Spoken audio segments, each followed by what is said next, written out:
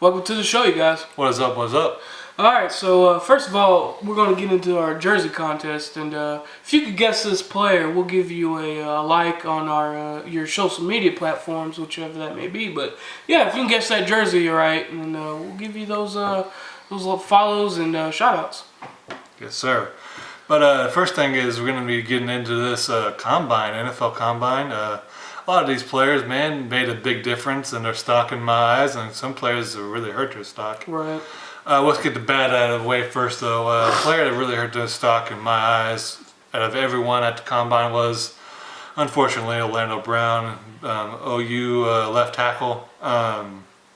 He just didn't play well. He didn't perform well. I mean, he didn't do enough reps on the bench, even though he has long arms. So it's kind of, I wasn't expecting a super high number, but 14 is just ridiculous. Yeah. He's a little out of shape. He didn't run a really good 40, one of the slowest ones ever recorded.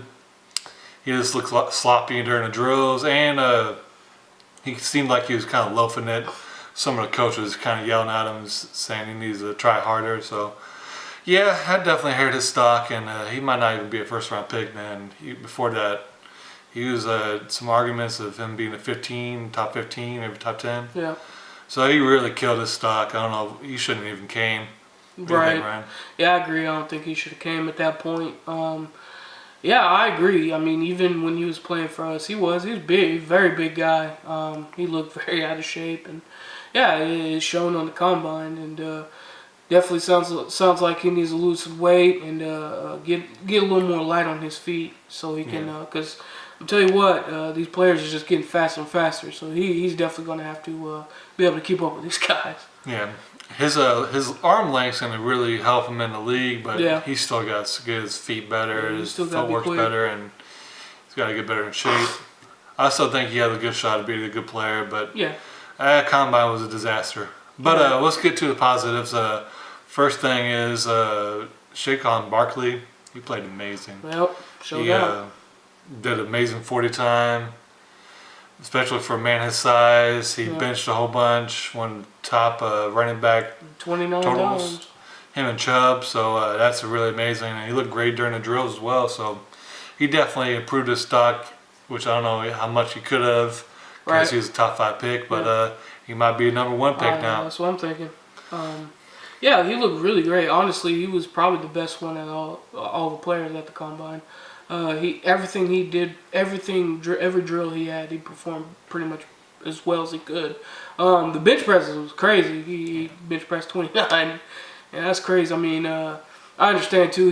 He does have some muscle mass and he has shorter arms, so that kind of does help. But yeah, man, he was pumping those things out. So he looked very good, and yeah, he might actually, like he said, there wasn't much he needed to be raised, but hey, it turns a 5th round or a 5th pick into maybe possibly a first. So yeah, man, he performed really well. Yeah. Other player that did really well is UCF's linebacker Shaquem Griffin. I don't know exactly how to say his name. Yeah. But he did play. He did really well. He ran a really good 40, fastest recorded since 2003, which is when they started really recording the 40 time. And man, he might have one hand, but I think he's still going to be really good in the league. He just got to figure out what he's going to do without a hand, maybe put a club on it or something. But he did really good bench presses, 20 reps with a prosthetic hand and one arm pretty much. And this is amazing, man. He did it great. Seems like a really good kid. His big brother, twin brother is in the league. Plays for Seahawks. Sorry about that. Like we were saying, the linebacker of UCF, man, he's definitely an inspirational story, and I hope he does well in the league. Yeah, same way, man. It's crazy how he has a prosthetic arm and all this, and he still be able to perform and stuff as like a professional player, and that's crazy, dude. I'm like him. I'm rooting for this dude.